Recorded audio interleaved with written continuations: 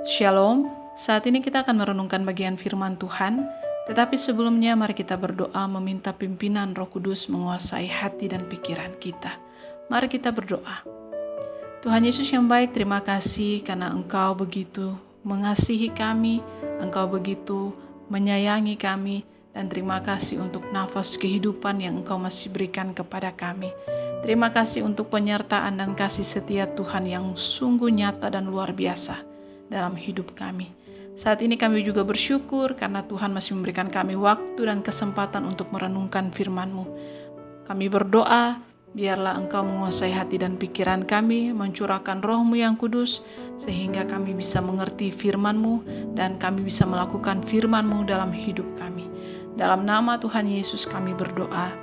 Amin. Bagian firman Tuhan yang akan menjadi perenungan kita pada saat ini terambil dalam Lukas 6 ayat yang ke-36.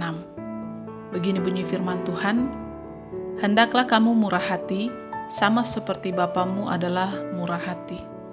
Tema perenungan kita pada saat ini yaitu murah hati seperti Bapa. Seorang anak muda datang ke sebuah toko yang sangat besar bahan bangunannya. Dia membeli sekotak kecil paku yang harganya hanya $1,5. Sampai di kasir, dia dengan malu sambil meminta maaf mengeluarkan uang $100 karena dia tidak punya uang kecil. Si kasir kebingungan karena tidak punya uang kembali.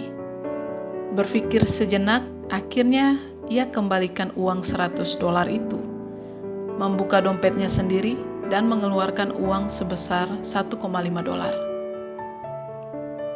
Selang 3 hari saat si kasir sedang bekerja, datanglah supervisor toko bersama dengan 2 orang lainnya, yang satu si anak muda itu dan yang satu adalah yang lebih tua. Supervisor menyalami si kasir sambil berkata, "Nona kasir, kerjamu bagus sekali." Tuan pimpinan ini memberi penghargaan dan mengangkat jabatannya. Ternyata anak muda itu adalah anak dari salah satu pemilik jaringan toko yang besar itu.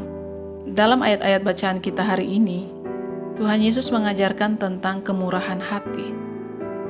Prinsip kemurahan hati yang diajarkan oleh Yesus adalah yang pertama, kemurahan hati harus berdasarkan kerelaan dan ketulusan.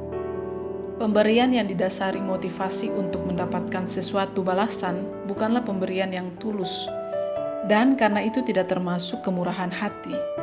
Yang kedua, kemurahan hati harus rela merugi. Kasir itu rela rugi karena dia bermurah hati kepada anak muda itu. Seorang yang bermurah hati tidak menghitung untung rugi dalam perbuatannya. Sikap hitung-hitungan tidak akan pernah menjadikan kita orang yang bermurah hati. Saya pun kadangkala tidak tega menawar kepada tukang sayur atau buah karena saya tahu mereka benar-benar tidak memiliki untung yang seberapa. Kemurahan hati dinyatakan kepada orang yang tidak patut menerimanya. Jika kita berbuat baik kepada orang yang berbuat baik kepada kita, kita tidak lebih baik daripada orang yang berdosa. Mereka juga melakukan hal yang sama. Kemurahan hati sejati justru dinyatakan kepada orang yang tidak tahu berterima kasih kepada kita atau bahkan musuh kita sendiri pun. Tentu ini sangat sulit dilakukan, tetapi inilah yang menyatakan kita adalah anak-anak Allah. Jika kita ingin menyerupai Bapa kita yang di surga, maka mari bermurah hatilah. Murah hati adalah sifat anak-anak Allah. Dia ikhlas memberi dan rela merugi tanpa menuntut balasan. Salam murah hati. Mari kita berdoa. Tuhan, terima kasih karena firman-Mu begitu indah dan mengajarkan kami lagi untuk memiliki hidup yang benar-benar memuliakan Engkau melalui sikap murah hati.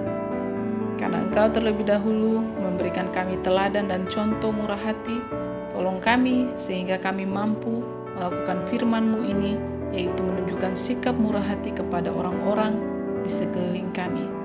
Terima kasih juga ya Tuhan, firman-Mu begitu indah dan sempurna menyatakan kasih-Mu bagi kami.